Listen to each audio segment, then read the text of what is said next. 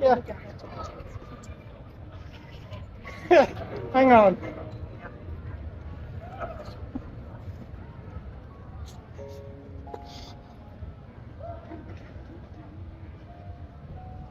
I buried my mother last week. And on the day of her burial, I got home and decided to read my messages. Of course, of condolences for my own grief. And was confronted by a barrage of people talking about Vivienne. I couldn't quite comprehend what they were talking about. So my dearest friend who had supported me for that day said, wait till I Google it, it's something stupid, it's something crazy. And there it was. A soul we all knew, so young, so talented, had gone. Why? Why? Are you crazy on this day? My day? Somebody else had been taken unnecessarily. My response to those that cared about me was flippant. I was tired. I'd buried my mother. But an hour later, it sunk in. And the shock and disbelief that I was reading hit home. I flew home and have been asked to do this yet again within 7 days of burying a loved one. Now, this girl, you all knew her in one way or another. You passed, you talked, you drank, you smoked, you did whatever. But you always remember that. The first time I saw this young girl, 21 years ago on this island, I have the photograph. She looked a fucking mess. In a gold stretch sequin mini dress. As God's my witness, I have the photo. I refused to post it out of respect. High heels and a blonde wig that was very ill-fitting. And eyes that either, well, nobody would paint.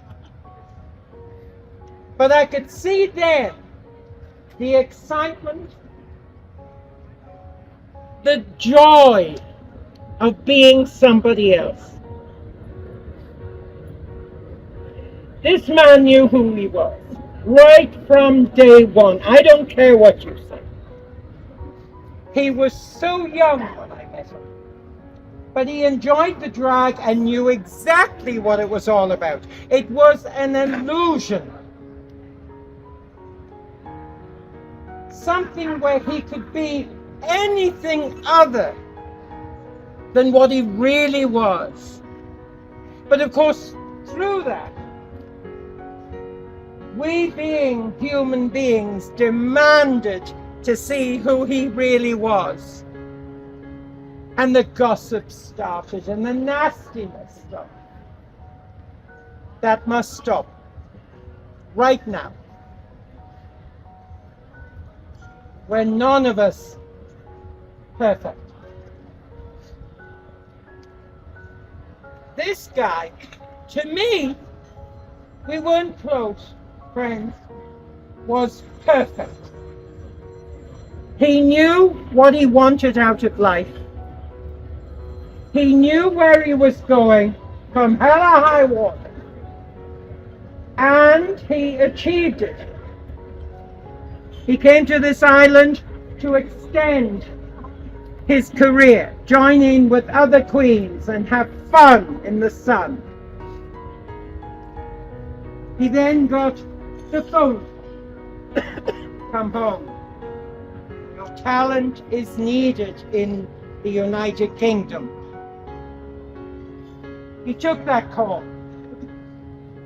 Every single BBC, ITV program he starred in, never making an ass of himself, always being a professional, glamorous, elegant, professional, but always with a kick in the ass to those that were paying him. He was a good person. I never knew him that well. I have been asked today to speak about this wonderful man.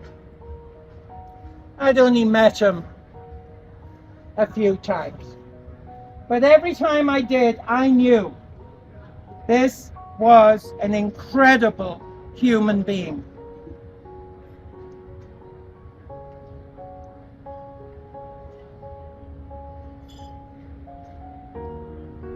So much more.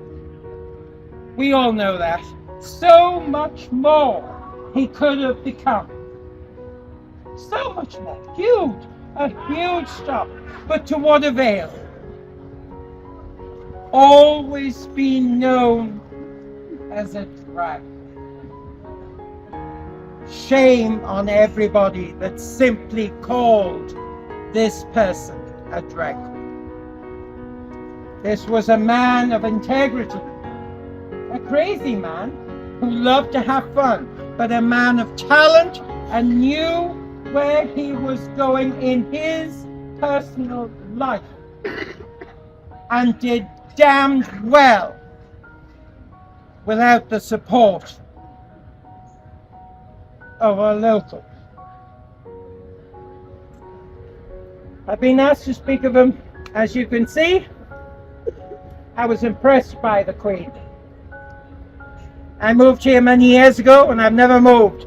She moved here a few years ago and boy did she move. Boy did she know what she was doing.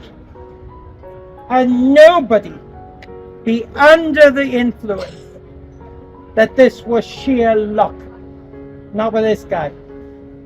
This guy knew from day one, in that ill-fitting wig and dreadful eyelashes, where he was going.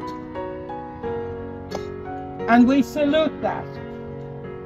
It is shocking to me, no, surprising to me, see how many of you are here. I'm working this afternoon. I'm holding my customers for our final show, our game show. They're quite prepared to wait. They understand the meaning of not just a drag queen,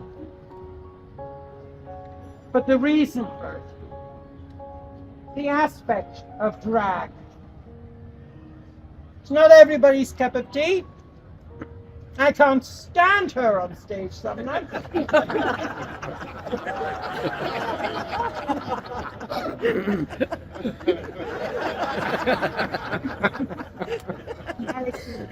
And I'm quite sure she looks down on me and goes, "Ha ha, you didn't make it."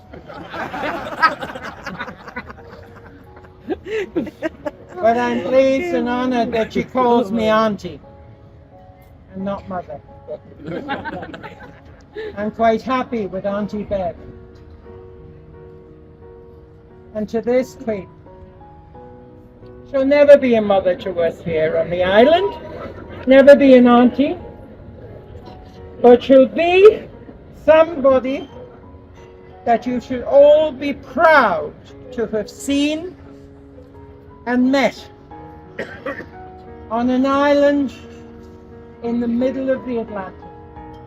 It has nothing to do with the United Kingdom, with the BBC, with RuPaul's drag. Nothing to do with that. You met the guy. You know the guy. And because you're all here, it proves that. And I am overwhelmed with what I'm looking at today. I have a bar to go to and finish an afternoon's of entertainment, and she would be very annoyed if I took more of your time up. We've been asked to do to this, as they are in the United Kingdom, at this time, releasing balloons in green. Who wears fucking green? Nobody wears. She's the only queen I know that's wearing green. And look, ho ho ho! The green giant.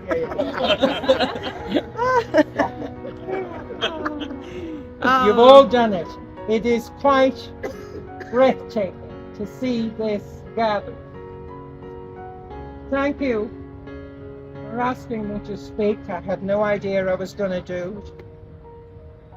I didn't know him that well, but I knew him enough to say, you're a nice person. You're a good queen. You're fun. I want to have a drink. Nothing more. Gone, but never forgotten.